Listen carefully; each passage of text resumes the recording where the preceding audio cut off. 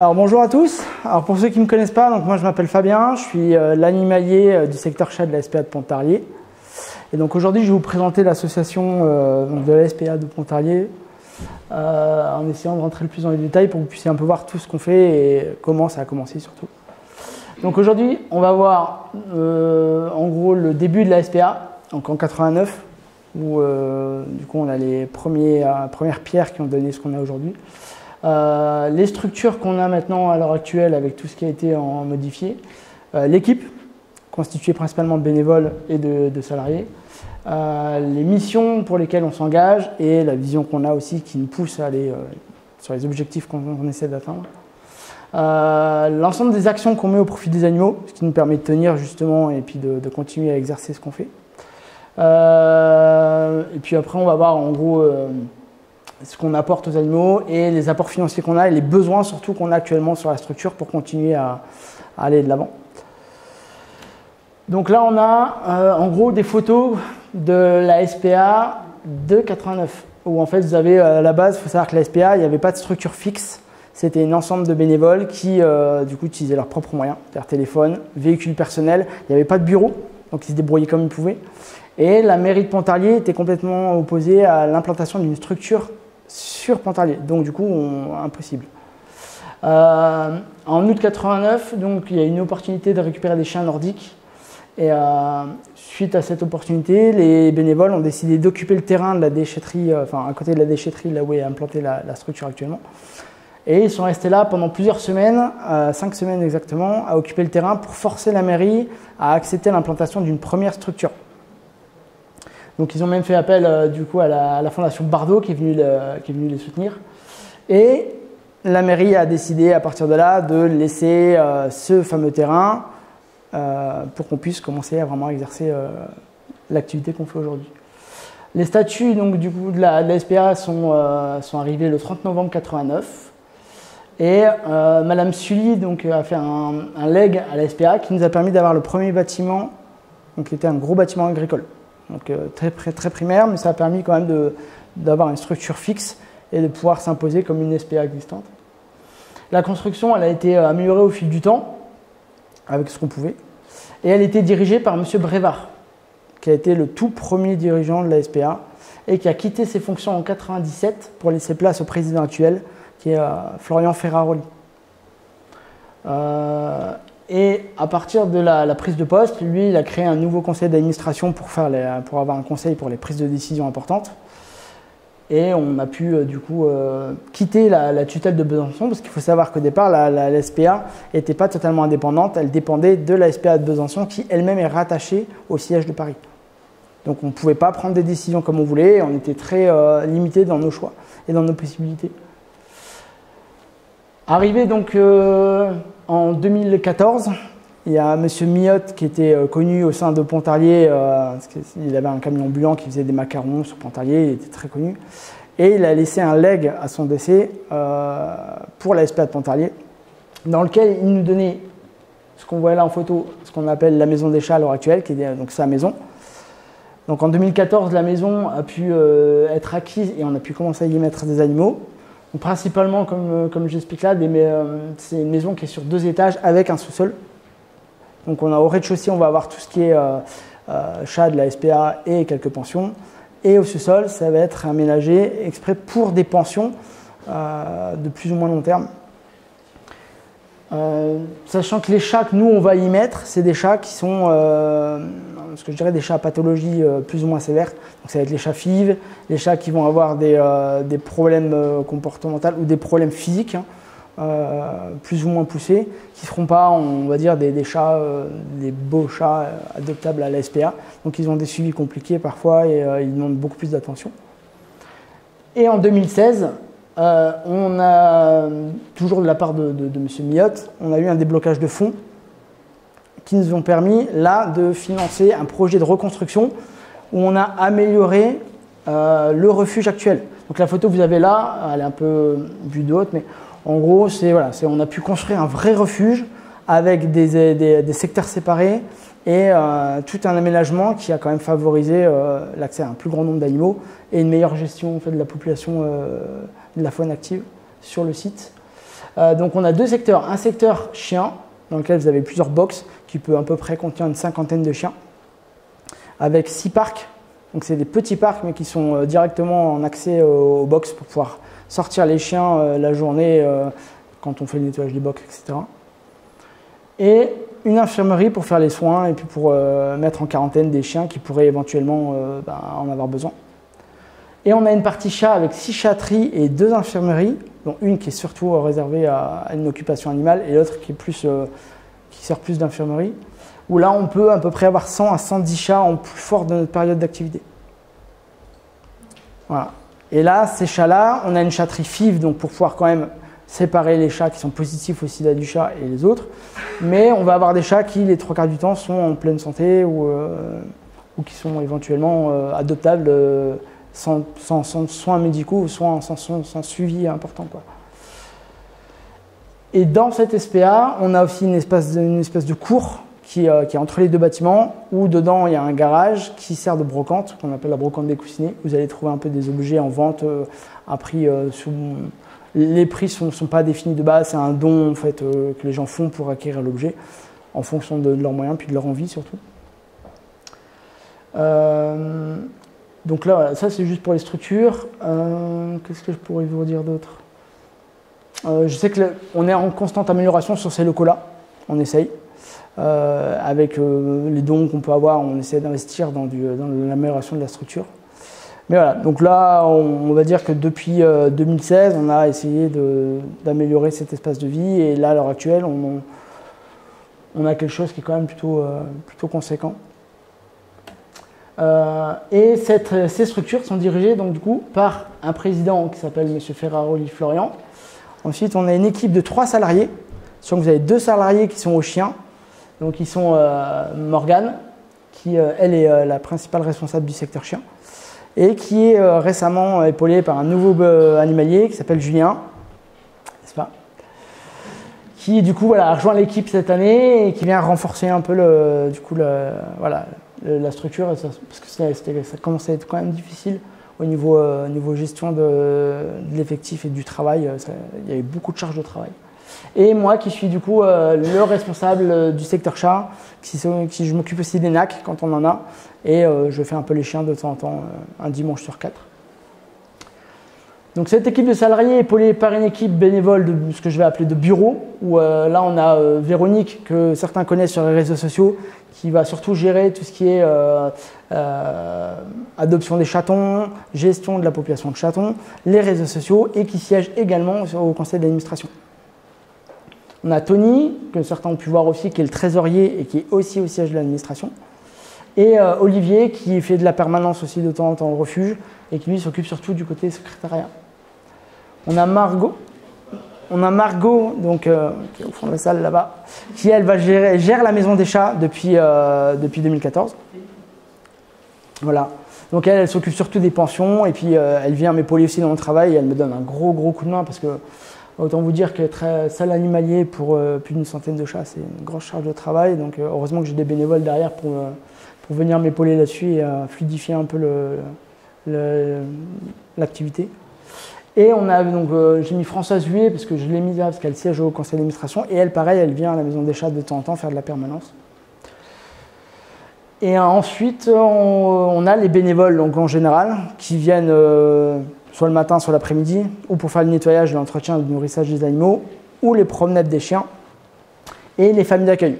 Ça, c'est une grosse force aussi au sein de la SPA, sans quoi on ne pourrait pas tourner aussi bien qu'on tourne maintenant. C'est-à-dire que les familles d'accueil vont nous prendre les chats compliqués. Vous avez Hermel qui est présente, et grâce à elle, on peut quand même permettre à certains chats qui sont par exemple positifs au sida, alors, je ne sais pas si c'est en actuellement, mais en tout cas des diabétiques, et d'autres pathologies lourdes qui auraient pu éventuellement amener à une euthanasie si on n'avait pas la possibilité de s'occuper du chat. Et on a des bénévoles comme ça qui font famille d'accueil qui nous permettent de donner une seconde vie au chat et d'essayer de le maintenir en vie dans les meilleures conditions possibles. Et en famille d'accueil, on a un deuxième type de famille d'accueil qui est les familles d'accueil de chatons. Donc ils vont nous prendre en période d'activité, surtout là en ce moment, tous les chatons qui sont à biberonner, qui sont à surveiller jusqu'à leur sevrage. Donc ou jusqu'à leur castration pour qu'ils puissent après être adoptés en tant que chat adulte. Voilà, on a tout un groupe comme ça de bénévoles qui nous permettent de me décharger d'une grosse charge de travail tout en maintenant des animaux dans les meilleures conditions possibles. Au niveau des missions de la SPA, donc en gros, voilà, le texte parle de lui-même. Notre vision, c'est principalement de pouvoir permettre à des animaux qui ont été maltraités, qui sont issus d'abandon ou qui sont issus de grosses difficultés, de pouvoir leur donner une seconde vie et un second souffle en leur apportant chez nous des soins et un endroit où ils peuvent se reposer un peu et essayer de guérir un peu les traumatismes qu'ils peuvent avoir et de leur apporter un nouveau départ avec des adoptants qui vont pouvoir leur offrir la seconde vie dont ils ont besoin. On essaye aussi de faire prendre conscience aux gens, et là c'est de la grosse sensibilisation, sur l'importance en fait de la bienveillance auprès des animaux. On essaye aussi de leur montrer qu'un animal c'est un investissement important, c'est une prise de conscience, ça ne se fait pas n'importe comment, c'est un engagement à long terme qui nécessite aussi des sacrifices personnels parfois. Voilà, ce n'est pas simplement un objet d'ornement ou un objet de fierté, et les chats c'est pareil. Et en mission, du coup, voilà, la mission est simple, c'est on recueille les animaux qui soient issus de refuges qui viennent se déverser un peu chez nous, d'abandon, de saisie ou autre. On soigne les animaux autant qu'on peut avec une équipe de vétérinaires assez solide quand même qui répond souvent à nos urgences et qui font un travail énorme. Et on sociabilise pour les proposer après à l'adoption et on essaie de trouver les adoptants les plus adaptés à l'animal qu'on veut placer. De façon à éviter les retours et puis éviter un traumatisme supplémentaire. Et donc là, en dessous, vous avez en gros nos trois grosses lignes de sensibilisation. Donc, ouais, bien-être animal, les conséquences de la maltraitance. On essaie quand même de montrer que la maltraitance, c'est pas simplement un état de cause, c'est aussi derrière, ça crée énormément de traumatismes qui vont suivre le chien pendant des années. Il y a des traumas qui ne sont pas guérissables ou très difficilement parce qu'il y a eu une grosse maltraitance et que l'animal a du mal à reprendre confiance en l'humain. Et ça, c'est important quand même de sensibiliser les gens. Tout acte qu'on va avoir négatif auprès d'un animal a forcément un impact important. La responsabilité humaine, donc là c'est ce que je disais tout à l'heure, l'adoption d'un animal ça se fait en tout état de cause et en tout état de conscience. C'est pas on adopte un animal parce qu'on veut faire un beau geste, derrière ça implique beaucoup de choses. Et la gravité de l'impact sur le trafic de la faune, ça c'est pareil, adopter en refuge, c'est aussi en partie lutter contre le trafic d'animaux domestiques. Parce que beaucoup vont acheter sur le bon coin, etc. Certes, il y a des animaux qui sont donnés sur le bon coin ou qui sont vendus pas cher, mais derrière, l'animal, on ne sait pas d'où il vient, on ne sait pas comment il a été acquis, et ça peut alimenter un trafic qu'on essaye, nous, d'enrayer au plus possible. Donc ça, c'est nos actions. Donc la première action, c'est l'adoption. C'est celle qui va être la plus marquante chez nous, qui est justement notre objectif principal. L'animal arrive chez nous blessé, on veut le faire adopter pour pouvoir le faire avoir une deuxième vie. Les pensions animales, donc ça c'est un moyen aussi de nous d'apporter aussi des fonds à la SPA tout en permettant de se faire connaître. Faire une adoption, ça permet de faire connaître notre structure et éventuellement peut-être de sensibiliser les gens au passage.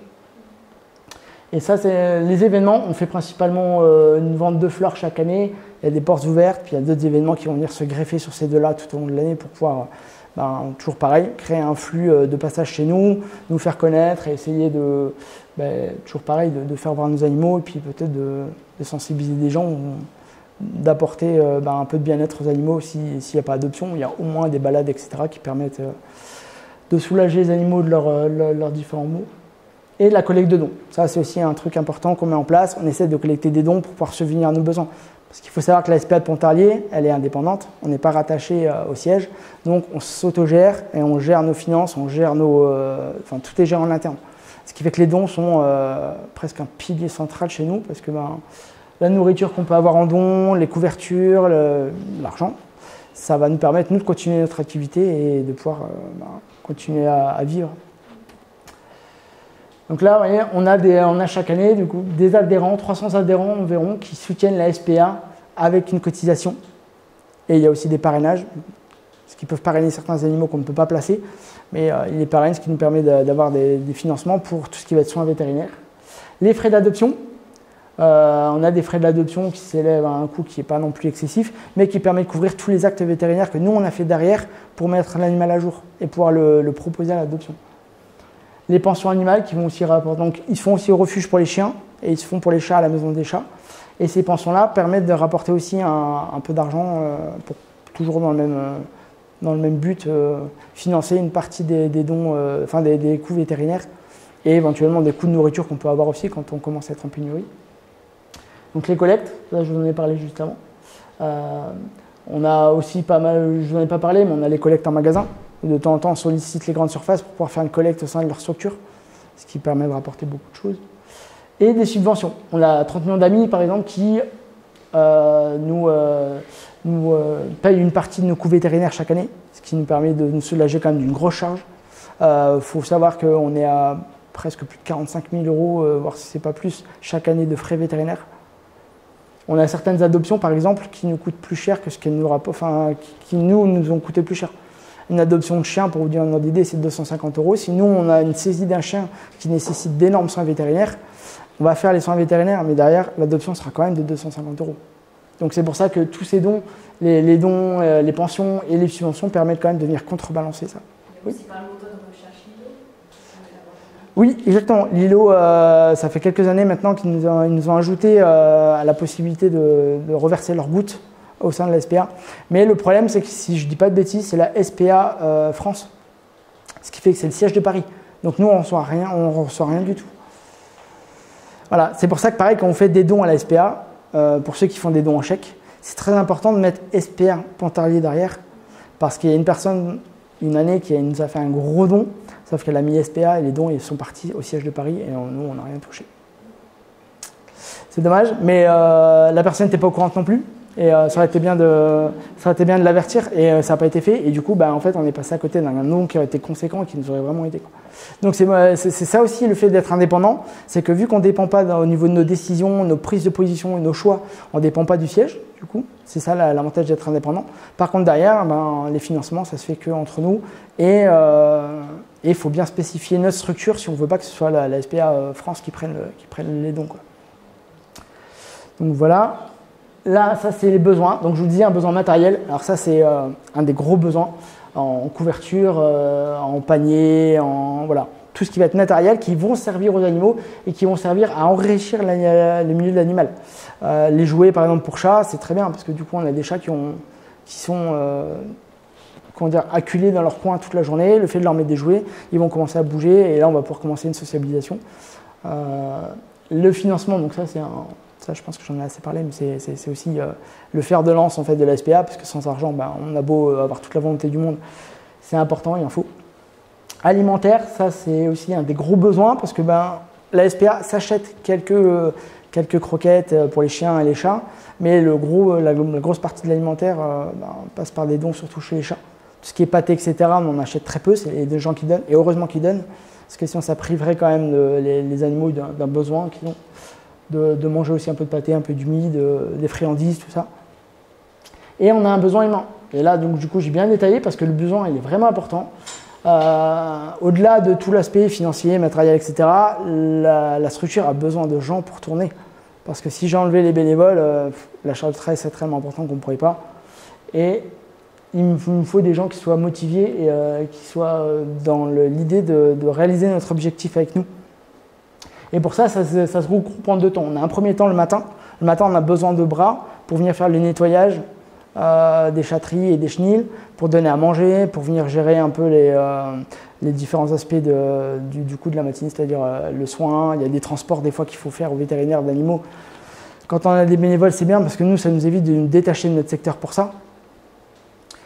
Et l'après-midi, ça va être un besoin. Alors principalement, là actuellement, le besoin il est plus ou moins comblé. Et encore, on a encore besoin de monde, mais du côté chien, parce qu'à partir de 14 h, les gens peuvent venir balader des chiens, donc là on a un peu de monde qui se bouge. Et là où moi je me bats depuis 2 ans, c'est pour avoir des bénévoles qui viennent l'après-midi au chat, pour sociabiliser du chat, pour venir caresser du chat, pour venir leur donner. Parce que les chats, la journée, ils me voient plus ou moins, mais moi je nettoie, je donne à manger, je passe pas assez de temps avec mes animaux, alors que j'aimerais bien, mais j'ai une charge de travail qui fait que je peux pas. Et je cherche absolument des bénévoles qui puissent venir apporter ce petit côté social aux chiens. Parce que les chats, on en a certains qui ont envie d'aller vers l'humain, mais ils ont peur. Et le fait de ne pas avoir assez de sociabilisation, ils restent toujours dans cette phase où ils ne se lancent pas, quoi. Donc je me dis que si j'ai des gens qui pouvaient venir sociabiliser, caresser les chats, ça permettrait de débloquer pas mal de situations et de faire des adoptions quand même qui soient un peu plus nombreuses.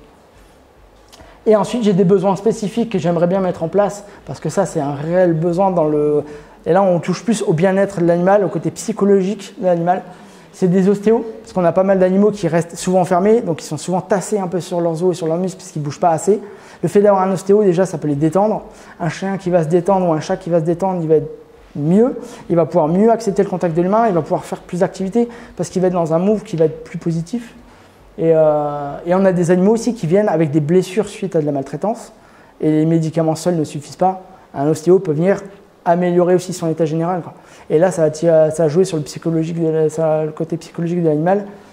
Et donc, c'est que du positif. Des éducateurs, ça peut être sympa aussi. D'avoir des éducateurs qui viennent, pour certains chiens qui ont des traumas et qui vont avoir un aspect agressif, pouvoir les détendre et leur redonner confiance en l'humain. Et comprendre, nous aussi, parce que l'éducation ne se fait pas que sur l'animal, l'éducation se fait aussi sur l'homme. C'est-à-dire qu'on essaye d'éduquer l'homme pour que l'homme puisse améliorer le comportement de l'animal. Rendre un animal gentil si l'homme derrière il est un peu agressif ou un peu dans le négatif, ça n'aura aucun impact positif. Donc c'est important d'avoir des éducateurs, des comportementalistes qui peuvent venir aussi former les gens à mieux agir auprès des animaux. Et enfin, des bénévoles formés en communication animale. Parce que là, aujourd'hui, on essaie de sensibiliser les gens sur la communication animale sur cette journée. Mais ça, c'est important aussi. Si des gens ont des facultés de communication intuitive, nous, ça nous permet aussi de déceler des besoins que l'animal a, mais qui n'exprime pas physiquement. Et des fois, on passe à côté de choses importantes. Et alors, avec une communication animale, on peut du coup avoir connaissance de ses besoins et apporter ce qu'il faut à l'animal. Mais parfois, c'est des trucs très subtils qui ne sont pas forcément visibles par la posture de l'animal ou par son comportement en chenille. Et c'est là où la communication intuitive peut venir vraiment faire un bonus et ajouter une plus-value sur notre impression et notre regard qu'on a sur l'animal au quotidien, quoi. Donc voilà, et là, du coup, je vous laisse les témoignages d'une de nos bénévoles qui, du coup, vous exprime un peu son engagement et pourquoi elle a décidé de se changer dans la SPA. Et ça résume un peu ce que je vous ai dit aujourd'hui. Puis pendant ce temps-là, je vous laisse poser des questions si vous voulez. Et puis j'ai Armelle qui est ici, qui va, elle, vous faire un petit témoignage sur son engagement en tant que bénévole et les actions qu'elle fait au sein de la SPA. Voilà. Donc voilà, je vous laisse poser des questions si vous en avez.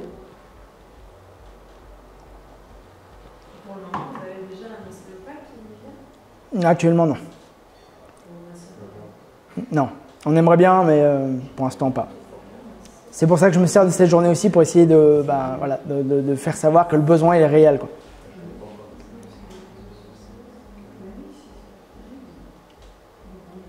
Quelqu'un d'autre? Dans ce cas-là, Armelle, je te laisse la place. Je t'en prie. Bonjour. Donc, un petit clin d'œil à mes collègues bénévoles. Et puis, moi, je suis là pour vous parler de mon expérience en tant que bénévole. Mais mon engagement, après avoir donné pendant 42 ans,